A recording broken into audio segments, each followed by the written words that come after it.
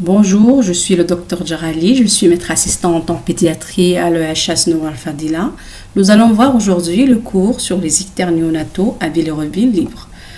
Le plan est le suivant, nous allons faire une introduction, puis un petit rappel physiologique sur le métabolisme de la bilirubine. Nous allons voir comment poser le diagnostic positif d'un ictère néonatal à bilirubine indirecte, quels sont les diagnostics différentiels, quelles sont les étiologies, quels sont les signes de gravité, quels sont les moyens thérapeutiques et on terminera par une conclusion. L'ictère néonatal à bilirubine non conjuguée, c'est une situation qui est très fréquente en période néonatale. Elle va représenter donc un symptôme qui va toucher entre 50 et 70% des nouveau-nés d'âge gestationnel supérieur à 35 semaines d'aménorrhée. Malgré son caractère qui est bénin dans la majorité des cas, donc qui est lié à des perturbations, à des adaptations physiologiques du métabolisme de la bilirubine, mais il ne doit pas être négligé car il peut se compliquer dans certaines situations, surtout si le diagnostic et la prise en charge sont retardés, et se compliquera du ictère nucléaire, donc qui est la complication neurologique des ictères sévères. Dans certaines situations, on peut prévenir, surtout dans les hémolyses par incompatibilité résus. La définition de l'ictère est très simple. Il s'agit donc d'une traduction clinique de la présence de cette métabolite qui est la bilirubine dans le sang. Donc c'est facilement reconnaissable, c'est cette coloration jaune de la peau et des muqueuses de ces nouveau-nés. Et en réalité, elle ne va pas nous poser problème de diagnostic positif, sauf dans certaines rares situations. Il existe deux types, il faut faire la part des choses entre deux types de bilirubine. Il existe les ictères à bilirubine libre, qui sont des ictères à bilirubine non conjugués, et les ictères à bilirubine qu'on va voir aujourd'hui. Donc, les ictères à bilirubine conjugués, c'est une entité à part, de par sa physiologie, sa physiopathologie et les différentes étiologies, ainsi que la prise en charge.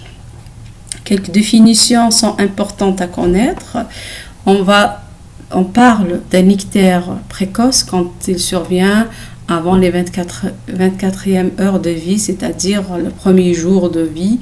Là, c'est les ictères qui nécessitent généralement des hospitalisations et un traitement, et surtout les ictères, surtout les ictères hémolytiques.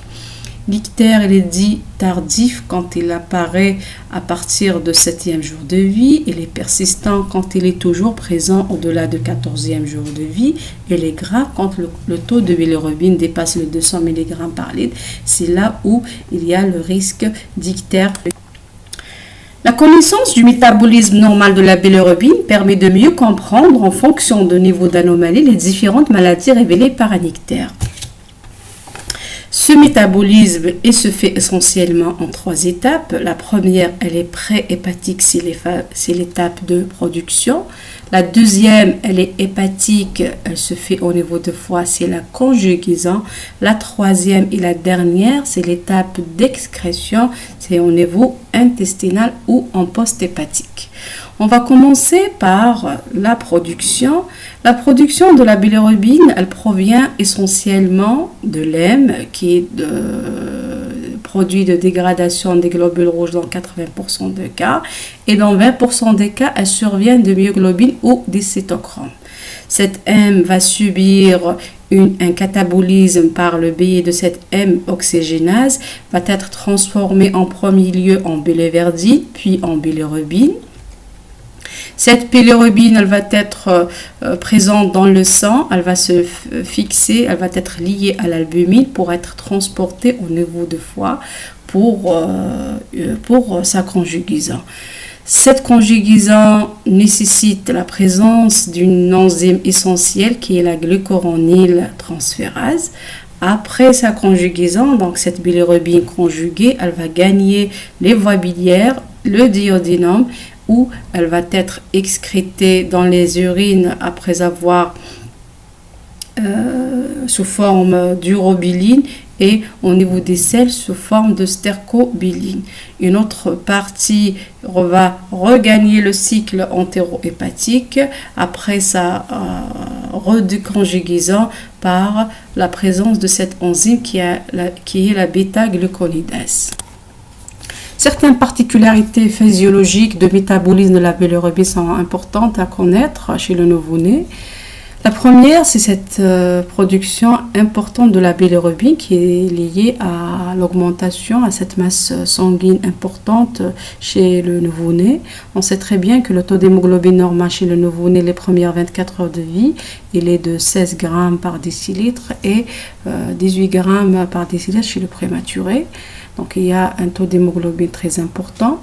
En deuxième, c'est la durée de vie des hématies qui est plus courte, elle est de 70 à 90 jours par rapport à la durée de vie chez l'adulte qui est de 120 jours, donc elle est raccourcie.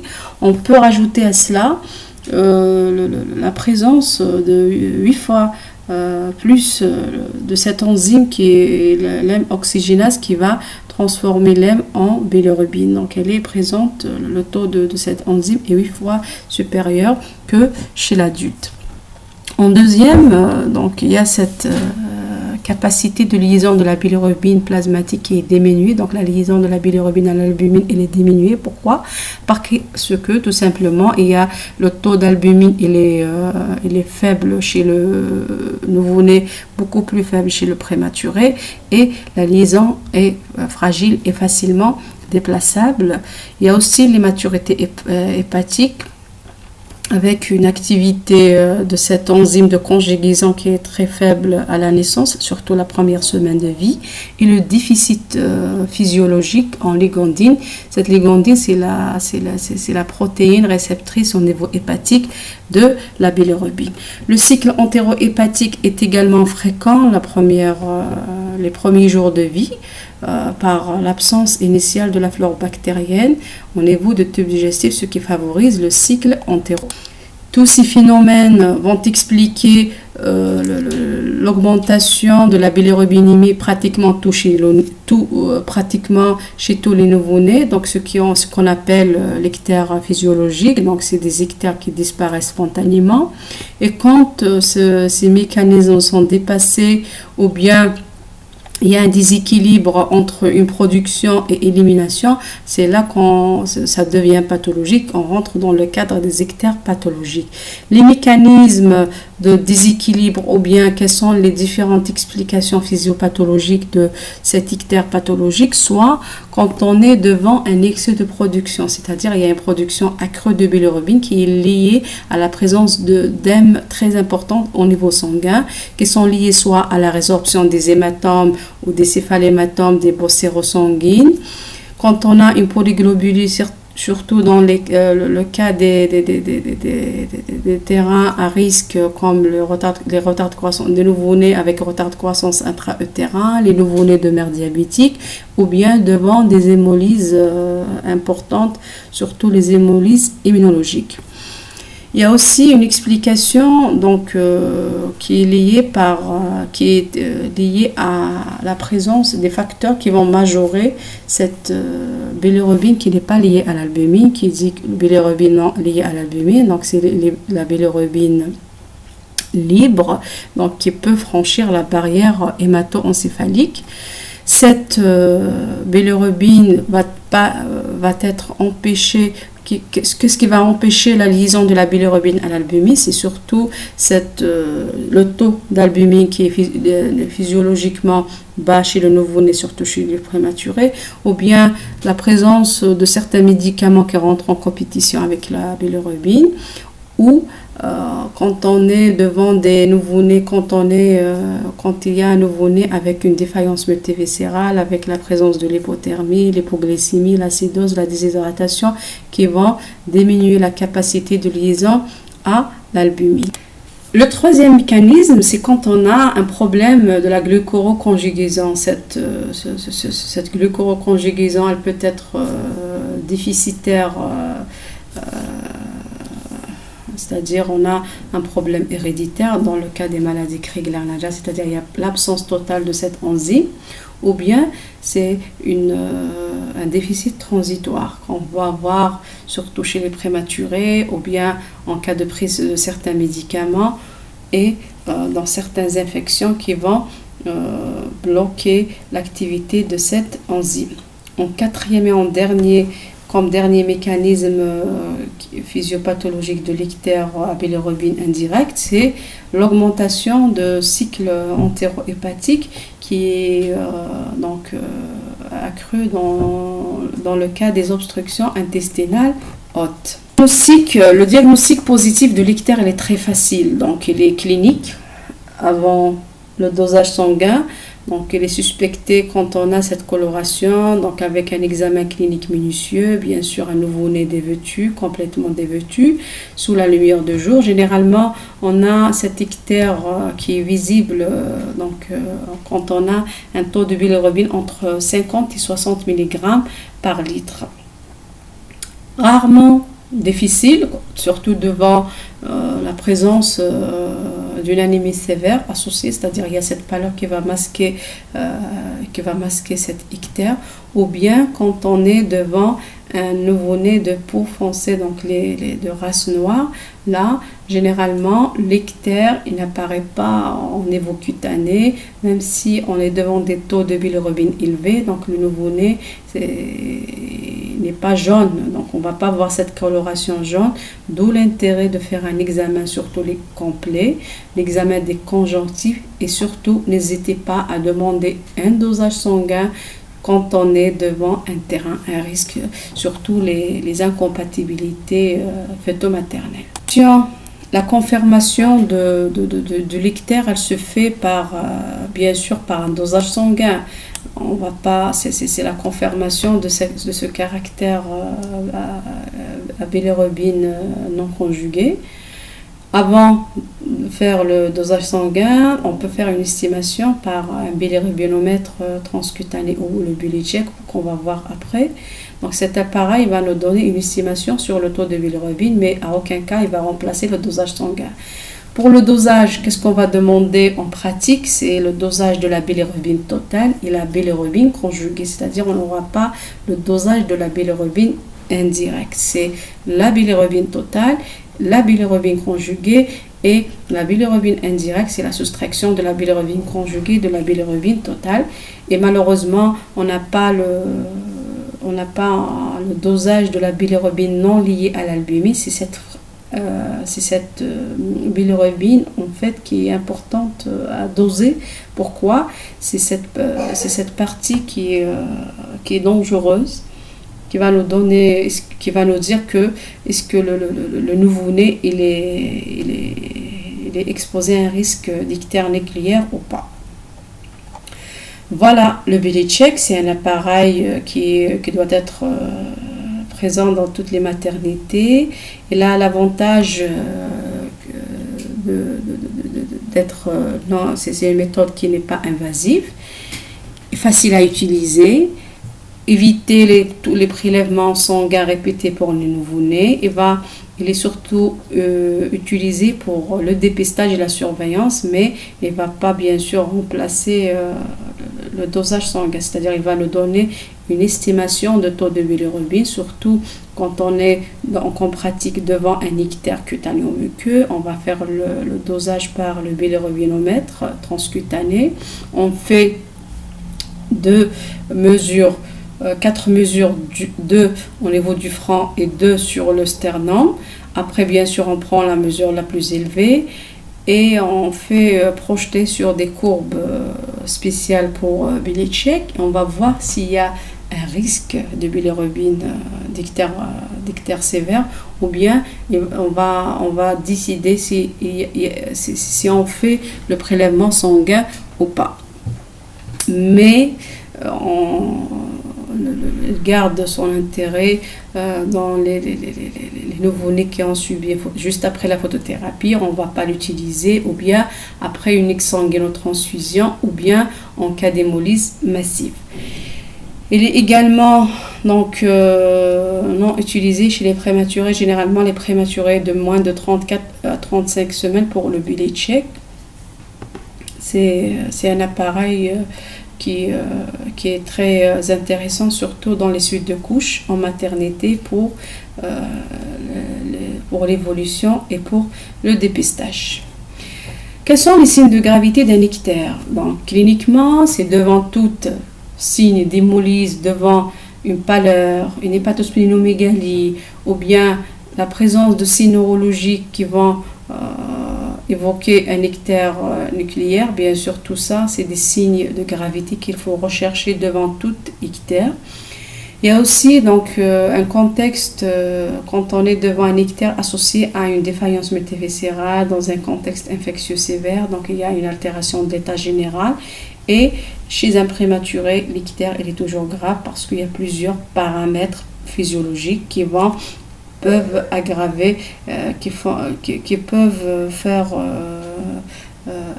qui vont aggraver donc l'ictère chez ces nouveau-nés. Sur le plan biologique, quand on a un taux de bilirubine, qu'on l'a déjà dit, donc supérieur à 200 mg, c'est un ictère grave, donc il y a un risque d'ictère nucléaire. Quand on a une augmentation rapide de cette bilirubine qui dépasse les 10 mg par litre par heure, surtout dans les hémolyses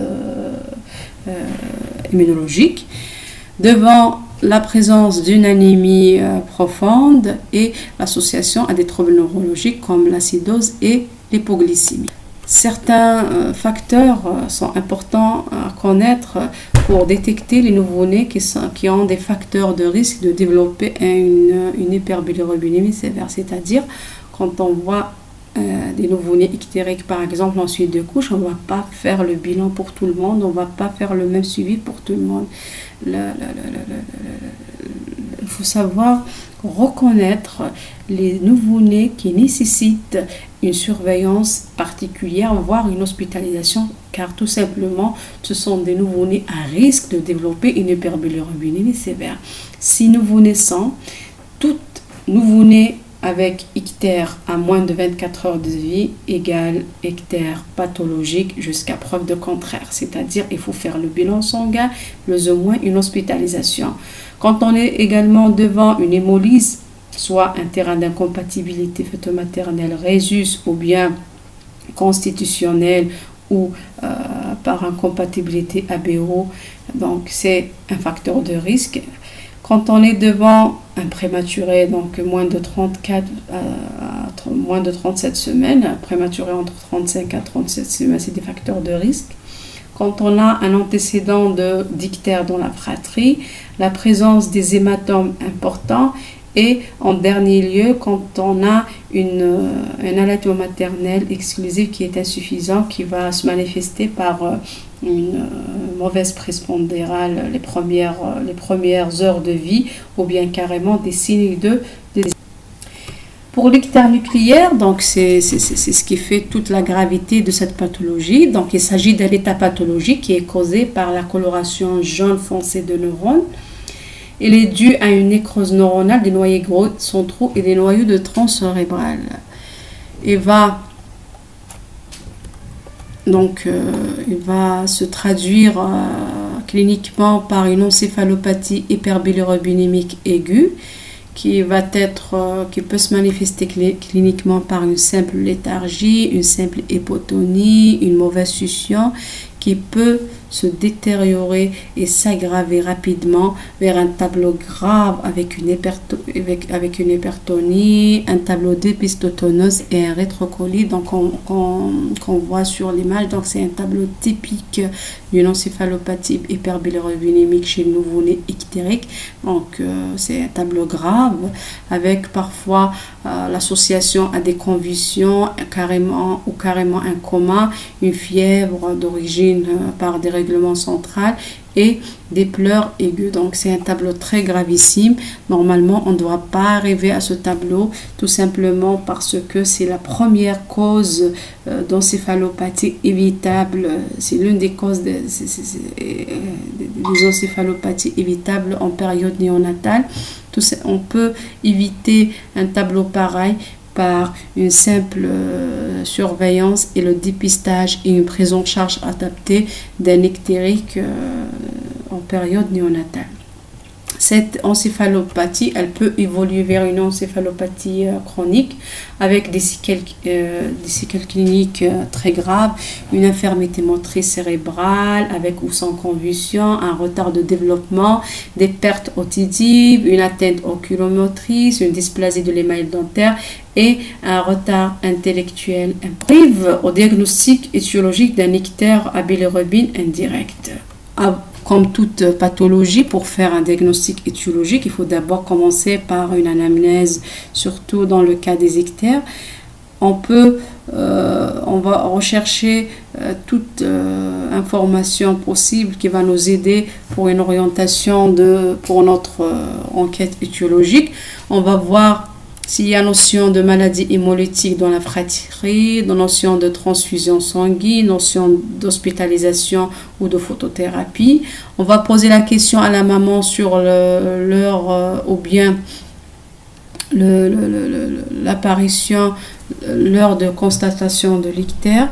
Y a-t-il ou pas une prise médicamenteuse les derniers jours ou après l'accouchement? Le mode d'accouchement, une césarienne, une voix basse, est-ce qu'il y avait un accouchement dystocique ou pas?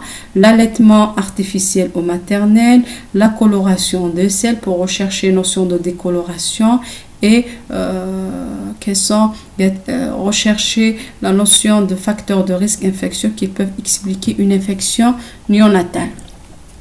À l'étape clinique, bien sûr, on va faire un examen clinique complet. On recherche en premier lieu les signes de gravité.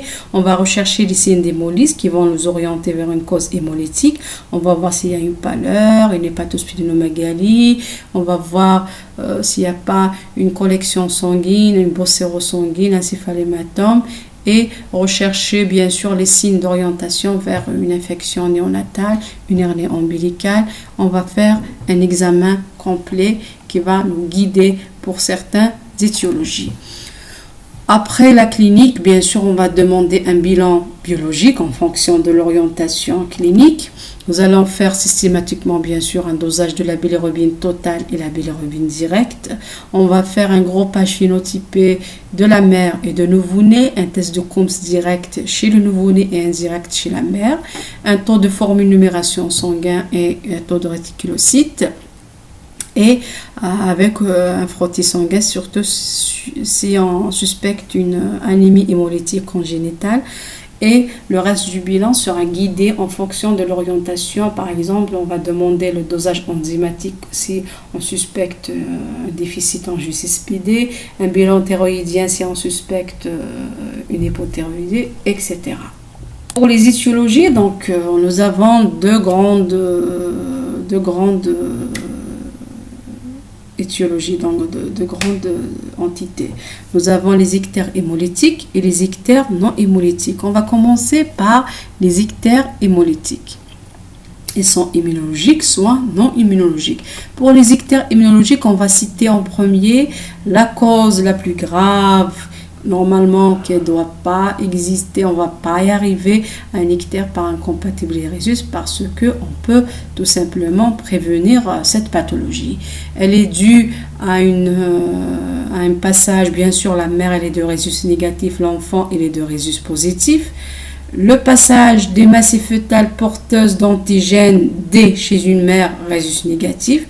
Lors d'une grossesse ultérieure, il y aura après donc un passage transplacentaire d'anticorps anti-D à partir de 20 semaines et ces anticorps vont engendrer cette hémolyse et va nous donner la maladie hémolytique néonatale. Quelles sont les manifestations cliniques? On peut avoir déjà des manifestations intra-utérines, des avortements, une mort in utero, carrément un tableau Nazark fœtal qui va aboutir à un accouchement prématuré, un décès en postpartum dans la majorité des cas, ou bien en postnatal, on peut avoir un ictère très précoce avec des taux de bilirubine très élevés qui nécessitent souvent des exsanguinotransfusions, associés à une pâleur importante, tableau d'hémolyse, donc hépatosplénomégalie, avec un risque important d'ictère nucléaire. Donc là, il y a une hémolyse importante qui est déjà en intra-utérin, qui peut se manifester les premières heures de vie avec cette augmentation rapide de la bilirubine. Donc, c'est des nouveau-nés qui sont exposés à des ictères nucléaires. Sur le plan biologique, nous avons bien sûr une mère qui est rhésus négatif, le nouveau-né est de rhésus positif. Le test de Coombs, il est positif bien sûr. L'indirect chez la mère, il est positif également. On a le taux de bilirubine qui est très augmenté déjà les premières minutes, voire les premières heures de vie. L'anémie, elle est souvent profonde, elle est régénérative avec présence des rétroblastoses. Donc normalement, déjà, avant d'arriver à ce tableau clinique, nous avons déjà toute mère rhésus négatif. Elle doit bénéficier d'un suivi particulier. Devant tout geste ou accouchement d'un rhésus positif, elle doit bénéficier elle va recevoir l'ONTD justement pour éviter cette immunisation. Et au cours de la grossesse, elle va subir elle va y avoir un suivi particulier. C'est des parturientes qui vont arriver normalement avec un suivi et un ONTD reçu, un bilan mensuel afin d'éviter ces catastrophes. Mais malheureusement, nous, on continue à voir ce genre de malades. C'est des multipares avec rhésus négatif, avec antécédents de mort in utero, antécédents d'avortement, antécédents d'ictère et de décès, d'ictère nucléaire. On continue toujours à voir des grossesses non suivies avec ces catastrophes en période. Concernant l'incompatibilité fœtomaternelle dans le système ABO, donc c'est des mères de groupe O, le nouveau-né il est du groupe A ou B ou AB. Dans cette situation, donc elle se manifeste, l'hémolyse elle peut se manifester dès le premier-né, c'est-à-dire le premier nouveau-né, il peut présenter un tableau d'hémolyse par incompatibilité ABO. Dans ce cas, donc le tableau il est moins sévère, mais il y a des cas rapportés d'hémolyse importantes qui ont nécessité même une exsanguinotransfusion et des transfusions répétées la première semaine de vie. Donc il ne faut pas négliger cette pathologie. Le test de Coombs sur le plan biologique, donc on a souvent un tableau d'hémolyse, une anémie avec une hyperbilirubinémie. Le test de Coombs il est souvent négatif, mais on peut avoir en cas d'hémolyse importante un test de Coombs positif. Le diagnostic de certitude, donc il est posé devant le test d'hémolysie, c'est donc la mise en évidence des anticorps humains anti-A, anti-B dans le sang de nouveau-né. Le traitement et le pronostic, généralement, c'est des nouveau-nés qui nécessitent plusieurs séances de photothérapie au cours de la première semaine de vie, avec même des transfusions quand on est devant des anémies et le risque d'anémie, donc il peut exister même jusqu'à un mois de vie, d'où l'intérêt de faire un suivi clinique et biologique jusqu'à l'âge de 1 mois voire 3 mois. D'autres immunisations sont possibles, elles sont beaucoup moins rares. C'est les immunisations dans le système, dans les sous-groupes, dans les sous-groupes, le grand C, petit c, le grand E, petit e, lequel il est du fait, sont beaucoup rares. Donc généralement, c'est des nouveau-nés qui vont présenter également un tableau d'hémolyse précoce, avec un test de Coombs positif qui vont nécessiter des transfusions répétées. Le diagnostic de certitude, c'est quand on fait le groupage de la mère, le groupage phénotypé de la mère, le groupage phénotypé de nouveau-né, on va voir cette incompatibilité dans les sous-groupes. On termine avec les hémolyses immunologiques et on entame les hémolyses constitutionnelles. On ne va pas s'attarder dessus parce que c'est des maladies, c'est des anémies hémolytiques congénitales. Elles sont rares.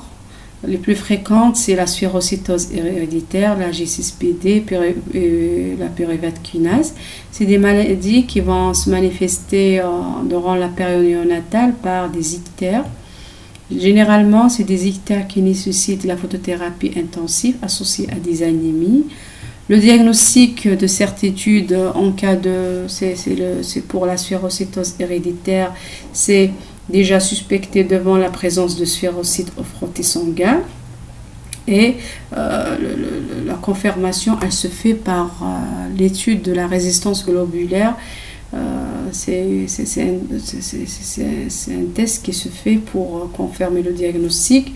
Généralement, c'est des enfants qui font des tableaux d'anémie chronique qui nécessitent même une splénectomie après l'âge de 5 ans. Le traitement, c'est des transfusions sanguines et la supplémentation en acide folique. Concernant le déficit en G6PD, donc c'est un déficit enzymatique. Également, c'est des tableaux d'hémolyse à la période néonatale. Quand on suspecte, quand on est en pratique, quand on est devant un ictère avec hémolyse en période néonatale, si on élimine les incompatibilités immunologiques Rhésus, ABO et sous-groupe, donc toujours évoquer les maladies hémolytiques congénitales, même si on ne fait pas le dosage en période néonatale par défaut d'examen complémentaire, il faut toujours mentionner sur le carnet de santé comme quoi c'est un nouveau-né qui a fait un ictère, qui a listé la photothérapie, plusieurs séances de photothérapie avec une anémie, avec ou sans transfusion. Il ne faut pas perdre de vue. Il faut faire le dosage même à l'âge de 3 mois, à l'âge de 6 mois. Généralement, c'est des enfants qui vont développer après les tableaux d'hémolyse aiguë. Et quand on vérifie dans le carnet de santé, on trouve que c'est des enfants qui ont été hospitalisés en période néonatale. Donc là, il y a également cette maladie hémolytique, c'est le déficit en pyruvate kinase, c'est un déficit enzymatique qui est beaucoup moins rare que les deux précédentes. Pour les hémolyses acquises, c'est surtout que les hémolyses qui rentrent dans le cadre d'infections néonatales, soit virales, bactériennes ou parasitaires. Le plus souvent, ce n'est pas des ictères à bilirubine indirects, c'est des ictères à bilirubine mixte, voire un tableau de cholestase d'insuffisance hépatocellulaire.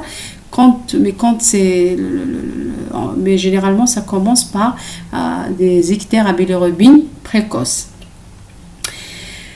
Il y a aussi les ictères hémolytiques par résorption sanguine. Là, c'est des nouveau-nés généralement qui sont nés par voie basse avec notion de traumatisme et d'accouchement dystocique. On voit déjà juste après la naissance la présence de céphalématomes ou bien de bosses sérosanguines très importantes. Donc, normalement, c'est des nouveau-nés qui vont bénéficier d'un suivi parce que c'est des nouveau-nés à risque. On a vu déjà comme quoi la présence d'hématomes, c'est un facteur de risque de développer une hyperbilirubinémie. Donc, on va les suivre, on va demander le dosage de la bilirubine dès que le nouveau-né présente un ictère cliniquement. Et il ne faut pas oublier également de rechercher les hématomes profonds parce qu'il y a des hématomes qui peuvent évoluer à bas bruit. C'est des nouveau-nés qui vont présenter des ictères à partir de 3e, 4e jour de vie, donc par résorption. On fait toute l'enquête étiologique, on ne trouve pas de caractère hémolytique immunologique, il n'y a pas notion d'anémie hémolytique congénitale dans la fratrie. Donc là, quand on revoit les circonstances d'accouchement et quand on trouve qu'il y a notion de traumatisme d'accouchement dystocique, on demande systématiquement le bilan échographique à la recherche d'hématomes profonds. On peut tomber sur des surprises, donc on peut avoir des hématomes surrénaliens, des hématomes sous-capsulaires du foie, surtout si on est s'il y a association à une anémie. Donc n'hésitez pas à demander une échographie abdominopelvienne à la recherche d'hématomes profonds devant un ictère persistant. Les médicaments également peuvent expliquer une hémolyse par une hémolyse. C'est en cas d'administration de vitamine K synthétique ou bien carrément la prise d'ocytocine par la mère au cours de travail. Nous terminons avec les ictères hémolytiques et nous allons voir ensuite les ictères non hémolytiques. En premier, c'est les ictères par déficit transitoire de la glucuroconjugaison. c'est les ictères physiologiques. Voilà, donc il y a un déficit transitoire qu'on appelle les ictères simples par une simple immaturité hépatique. C'est des ictères, attention, il faut pas les évoquer en premier, il faut toujours rechercher le caractère pathologique, c'est des diagnostics d'élimination. Les caractéristiques, ce sont des ictères qui ne sont pas précoces, qui ne sont pas prolongés, qui sont isolés. On n'a rien à l'examen clinique, il n'y a pas d'hépatosplénomégalie, il n'y a pas d'anémie associée, il n'y a pas de terrain particulier. Il y a un intervalle libre entre 2 et 3 jours, ça débute généralement à partir du 2e jour et ça disparaît spontanément après le 10e jour. Donc il faut rassurer les parents, il n'y a pas lieu de faire des dosages sanguins répétés si on est sûr que c'est un ictère physiologique. Et le taux de bilirubine libre ne dépasse jamais les 150 mg. Donc c'est des nouveau-nés qui ne nécessitent pas de photothérapie. Les ictères de prématurés, ce sont des ictères qui sont expliqués par cette demi-vie des globules rouges qui est inférieure à celle de nouveau-né à terme, qui est de 50 à 70 jours. Une hypoalbuminémie qui est importante chez le prématuré. Le défaut d'expression de ces ligandines Y et Z qui sont les protéines réceptrices de bilirubine au niveau hématique. Par immaturité de l'enzyme de la glucoroconjugisant. Elle est aggravée quand on a des grands prématurés hospitalisés en soins intensifs. Donc généralement les prématurés avec des détresses respiratoires, des hypoglycémies, des hypothermies, tous ces facteurs vont aggraver et qui vont favoriser l'apparition des ictères, surtout la première semaine de vie. Et la caractéristique principale qui expose ces prématurés à l'ictère nucléaire, c'est cette immaturité de la barrière hématoménagée. Donc il faut faire attention chez les prématurés, c'est des sujets à risque. Donc il y a cette immaturité, il y a cette immaturité de la barrière hématoménagée. Donc c'est des nouveau-nés qui sont exposés à des ictères nucléaires.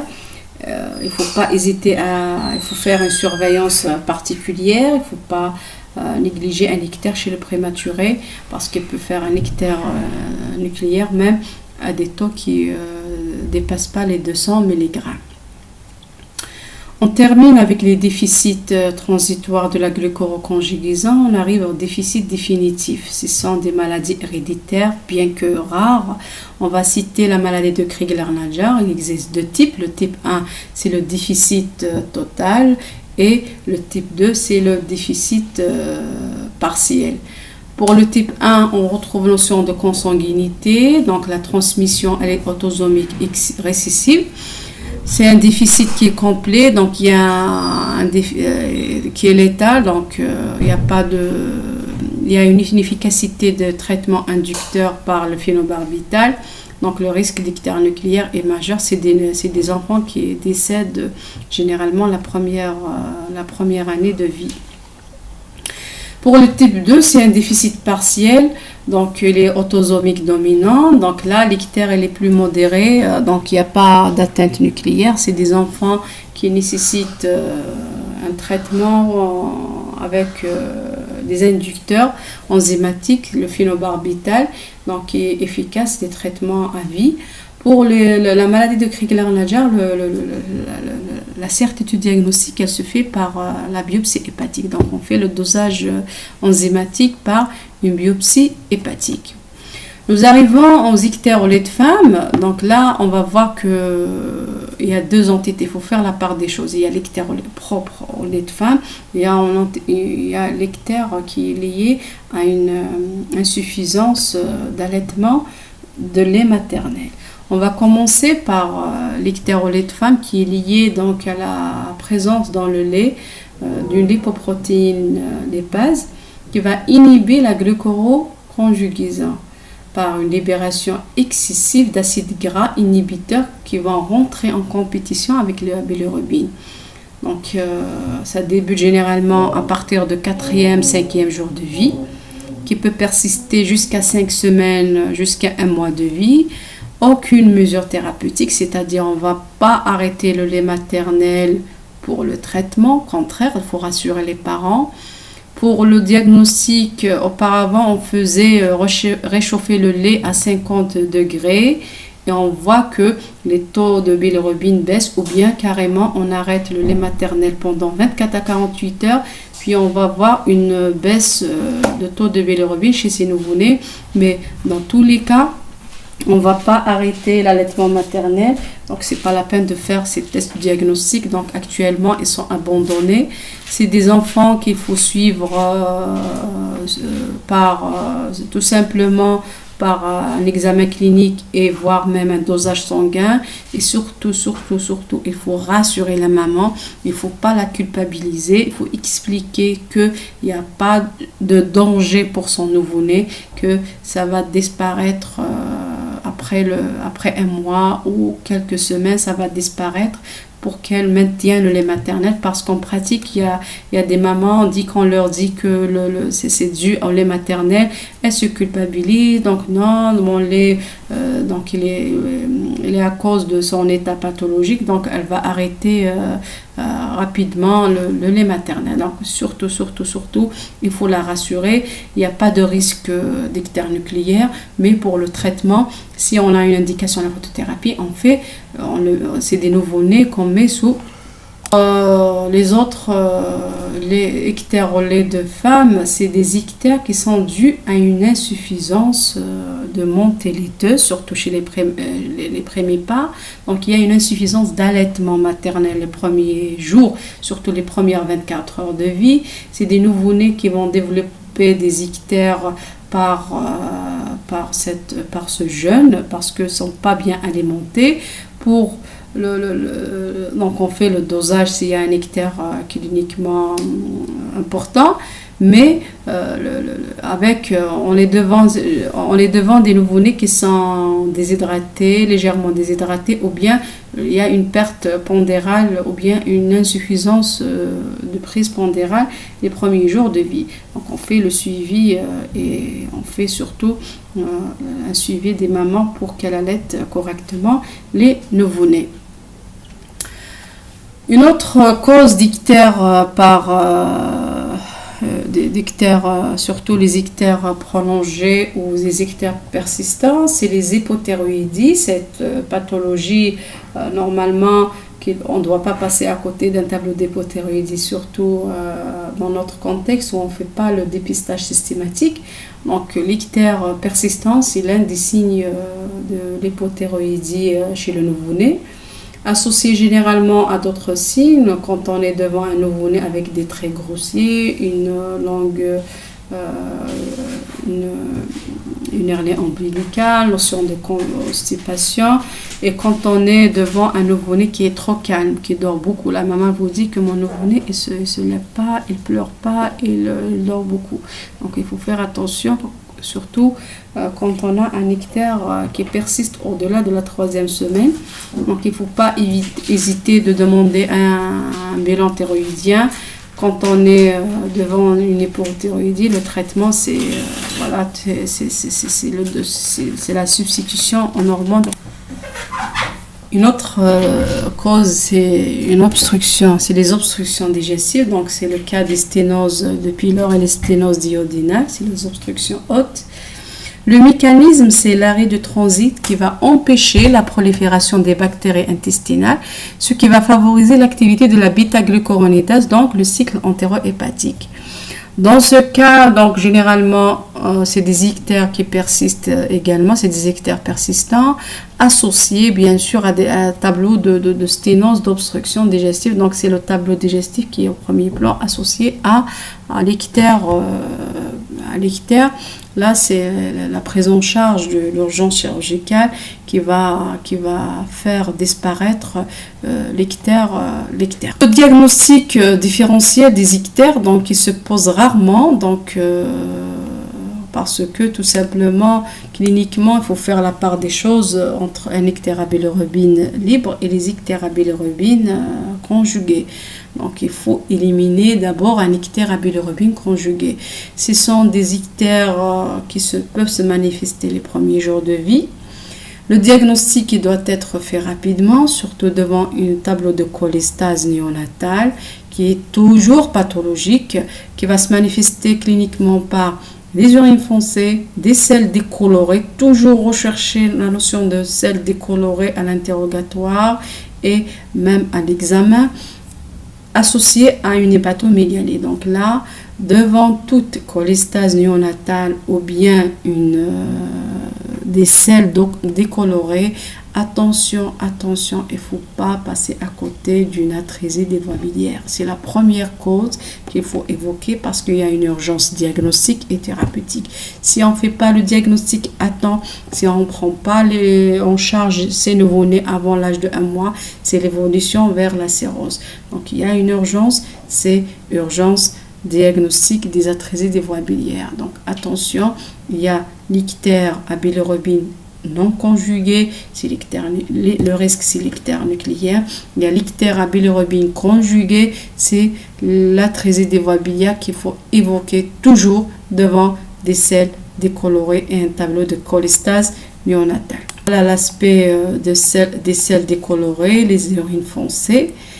Les autres étiologies d'ictère à bilirubine conjuguée, c'est les causes intrahépatiques, il y a des causes extrahépatiques, on ne va pas citer, ce n'est pas l'objectif de notre cours.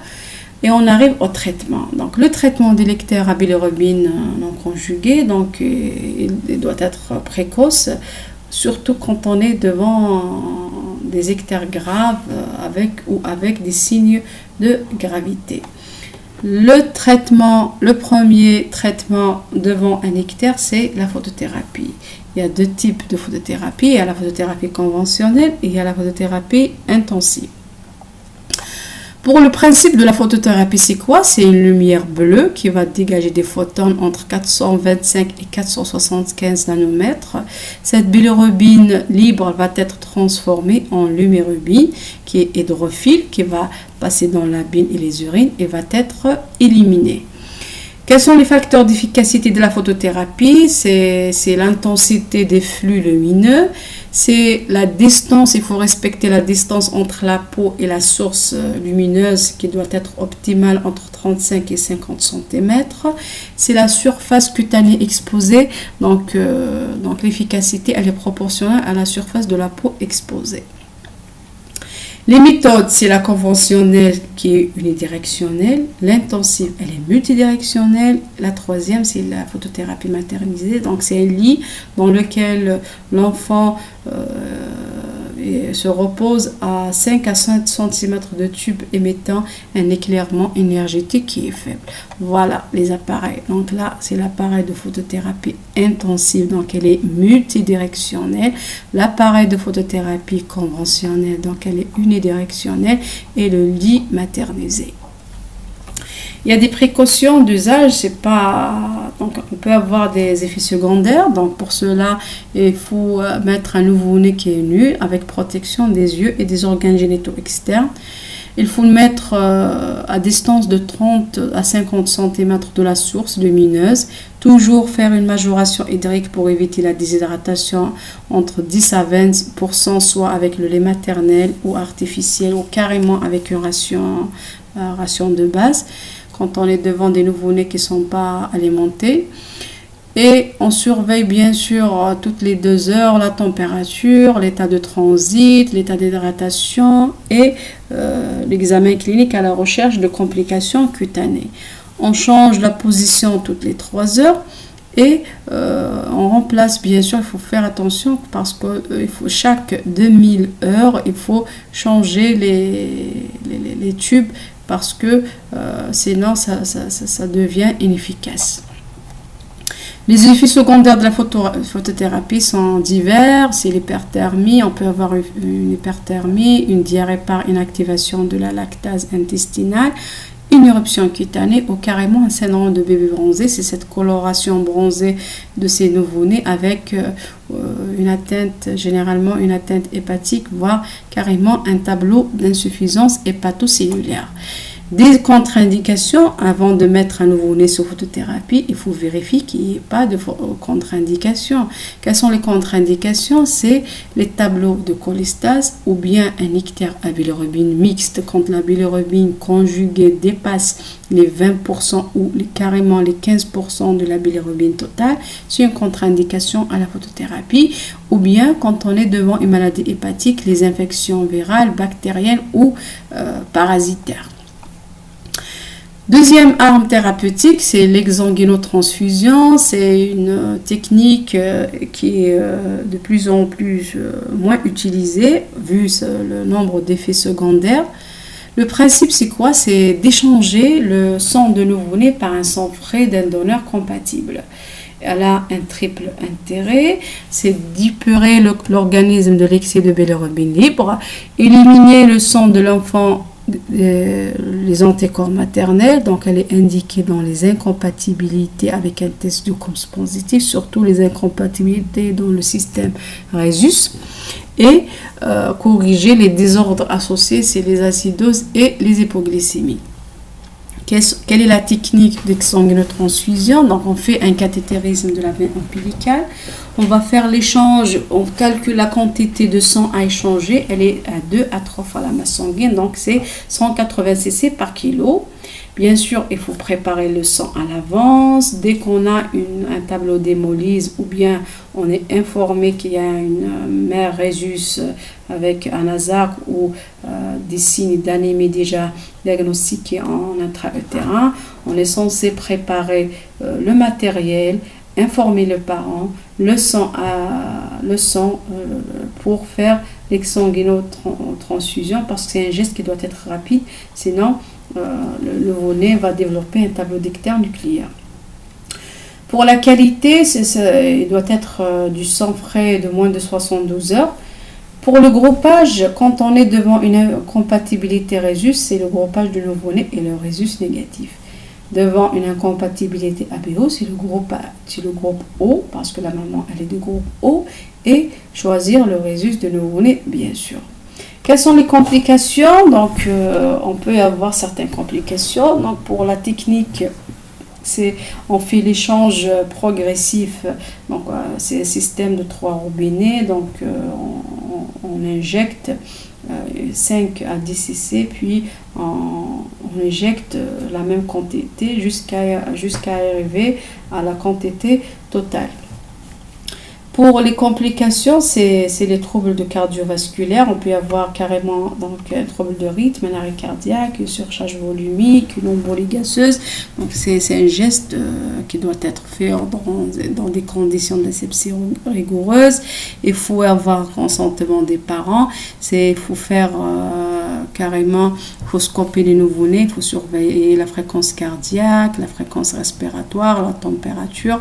On peut avoir des troubles métaboliques, des hypoglycémies, des hypocalcémies, des hypercalémies, une acidose métabolique. Donc il faut faire un dosage avant, pendant et après le geste d'exsanguinotransfusion. Et le risque infectieux, donc il y a un risque de contamination bactérienne ou virale par la voie ombilicale. Là, on est censé respecter les règles d'asepsie, donc on ne met pas les nouveau-nés systématiquement sous antibiotiques. Par contre, il faut demander un bilan infectieux, une CRP, et faire une surveillance clinique de ces nouveau-nés. Pour les complications mécaniques, c'est les perforations intestinales. D'autres moyens thérapeutiques dans l'ictère, c'est l'albumine, donc la perfusion d'albumine, surtout dans le cas d'hémolyse sévère, les incompatibilités ABO et Rhesus. Donc en attendant de commencer l'exsanguinotransfusion, on fait une perfusion d'albumine pour favoriser cette liaison albumine et bilirubine. Les inducteurs enzymatiques, c'est le phénobarbital, donc il est indiqué dans la maladie de Crigler-Najjar type 2.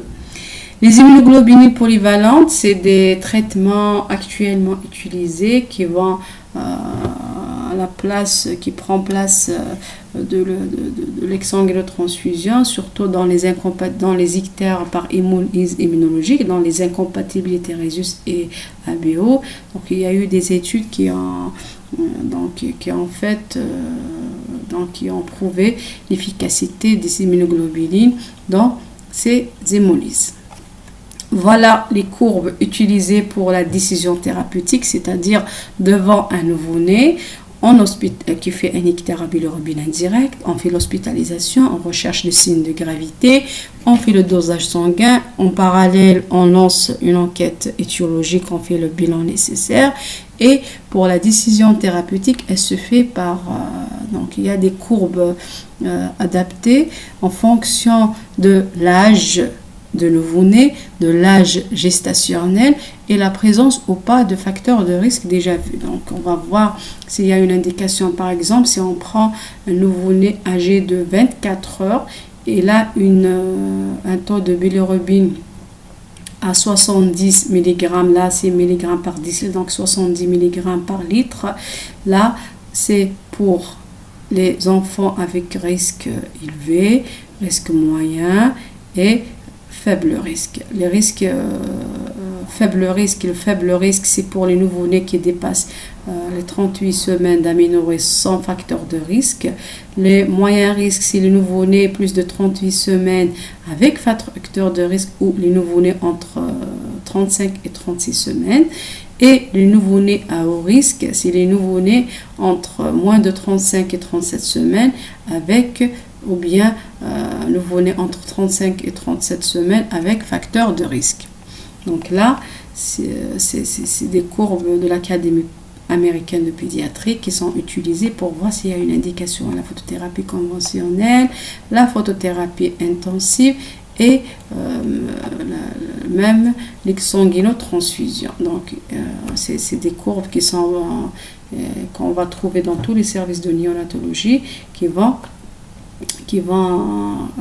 avec ces courbes, on va décider de mettre ou pas le nouveau-né sur photothérapie et sur quelle photothérapie ou bien carrément une exsanguinotransfusion. En conclusion, je termine le cours en disant que toujours il faut évoquer l'ictère sur une pathologie très fréquente, le plus souvent banale, évoquer les facteurs de risque d'ictère à bilirubine avec hyperbilirubinémie grave.